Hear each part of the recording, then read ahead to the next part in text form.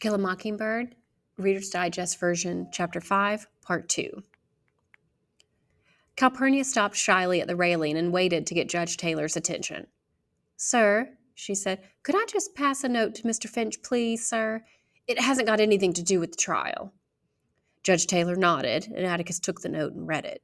He said, "Judge, this is a note from my sister. She says my children have been missing since noon. Could you—" "I know where they are, Atticus," Mr. Underwood spoke up. "They're right up yonder in the balcony." Our father turned around and looked up. "Jim, come down from there," he called. We made our way to the staircase, and Atticus and Calpurnia met us downstairs. Jim was jumping in excitement. "We've won, haven't we?" "I've no idea," said Atticus shortly. "Go home with Calpurnia and get your supper. And stay home." "Aw, Atticus," pleaded Jim. "Please let us hear the verdict. Please, sir." We could see that Atticus was relenting. "Well, you've heard it all, so you might as well hear the rest. Tell you what, come back when you've eaten your supper. But I expect it'll be over before you get back." "You think they'll acquit him that fast?" asked Jim. Atticus opened his mouth to answer, but shut it and left us. Calpurnia marched us home. "Miss Alexandra'll absolutely have a stroke of paralysis. Ain't fitting for children to hear."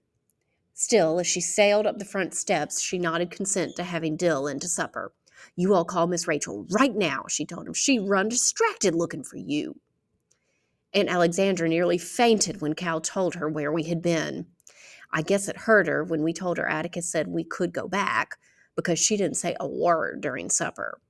Calpurnia poured milk, dished out potato salad and ham, muttering, "Shame to yourselves," in varying degrees of intensity. "Now you all eat slow," was her final command. Reverend Sykes had saved our places.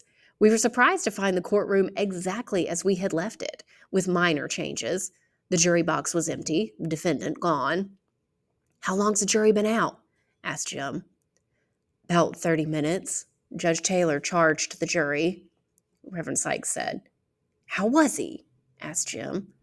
"What say?" "Oh, he was mighty fair-minded." "I thought he was leaning a little to our side." Reverend Sykes scratched his head. Jim smiled. "Don't fret, we've won. Don't see how any jury could convict on what we heard."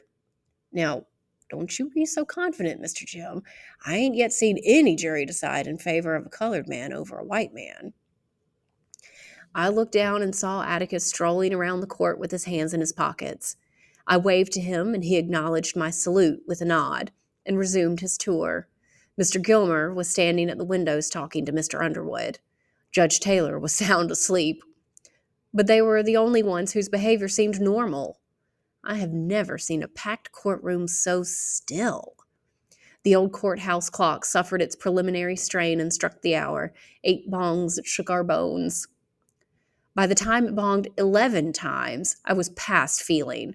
Tired from fighting sleep, I had allowed myself a nap against Reverend Sykes' comfortable arm and shoulder. I jerked awake. Dill was sound asleep, his head on Jim's shoulder, and Jim was quiet. I had an impression of cold, and I shivered, though the night was hot. The feeling grew. Down below, Mr. Hectate had entered the courtroom and was talking to Atticus. Atticus had stopped his tranquil journey and put his foot onto the bottom rung of a chair. As he listened to what Mr. Tate was saying, he ran his hand slowly up and down his thigh. Then Mr. Tate turned and said, "This court will come to order," in a voice that rang with authority, and the heads below us jerked up. Mr. Tate left the room and returned with Tom Robinson. Judge Taylor had roused himself and was sitting up straight, looking at the empty jury box. What happened after that had a dreamlike quality. In a dream, I saw the jury return, and Judge Taylor's voice came from far away. I saw something only a lawyer's child could be expected to watch for. A jury never looks at a defendant it has convicted. And when this jury came in, not one of them looked at Tom Robinson. The foreman handed a piece of paper to Mr. Tate, who handed it to the clerk, who handed it to the judge. I shut my eyes. Judge Taylor was polling the jury. Guilty, guilty, guilty, guilty. I peeked at Jim. His hands were white from gripping the balcony rail, and his shoulders jerked as if each guilty was a separate stab between them. Judge Taylor was saying something. His gavel was in his fist.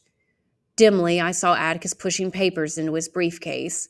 He snapped it shut, nodded to Mr. Gilmer, and then went to Tom Robinson and put his hand on Tom's shoulder as he whispered something to him. Then he left the courtroom, walking quickly down the middle aisle. He did not look up. Someone was punching me, but I was reluctant to take my eyes from the image of Atticus's lonely walk down the aisle. Miss Jean Louise? I looked around. They were standing. All around us and in the balcony on the opposite wall, the Negroes were getting to their feet. Reverend Sykes' voice was as distant as Judge Taylor's. Miss Jean Louise, stand up. Your father's passing.